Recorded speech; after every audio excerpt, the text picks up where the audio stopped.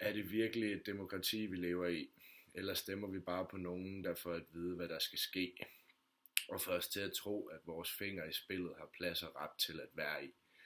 Selvom du godt kan lide den, du har valgt til at bestemme, har du ikke en chance for at påvirke, hvad der kommer til at forekomme.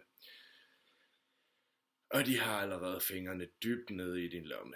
Så giv os da mulighed for at stemme på de ændringer, der i vores fremtid vil ske, i stedet for at må vælge et menneske, der gerne vil bestemme, tjene penge, som i princippet sidder i klemme uden retten til en stemme at lægge. Stop. Er jeg blind, eller er I dumme? Små børn bliver hjernevasket med spil, film, fine uddannelser, påtvunget skole og ingen tid til at trække vejret, mærke, beslutte og føle. Superheld eller smuk kjole.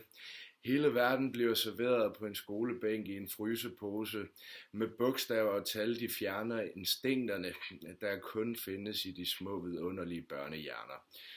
Ja, det er da vejen frem, hvis du gerne vil opfostre dit barn til at blive et lille samfundslam. Vil du have en stor flot plante, kommer du da heller ikke frøet i en lille lukket kasse.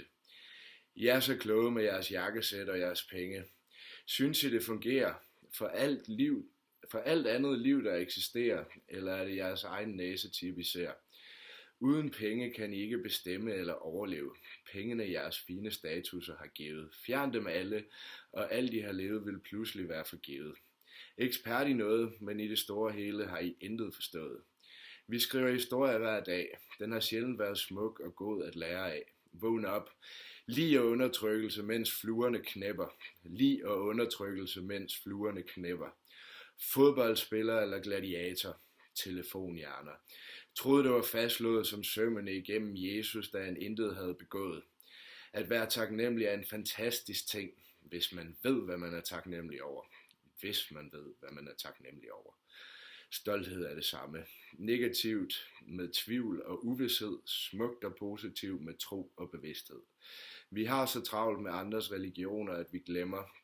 Vi kan let og ligegyldigt formulere, at religioner er noget fis, selvom vores verden sjældent går længere end dagens udsendelse i landets tv-avis. I virkeligheden burde vi af gamle metaforer lære, for folk havde de samme problemer set med andre briller. Slaver har fået telefoner, så de lettere kan fylde de riges lommer. Tingene er blevet bedre, men folk slider stadig sig selv op i håbet om bedre tider. Tiden vi lever i er forfærdelig, hvis du ligger 100 år oveni.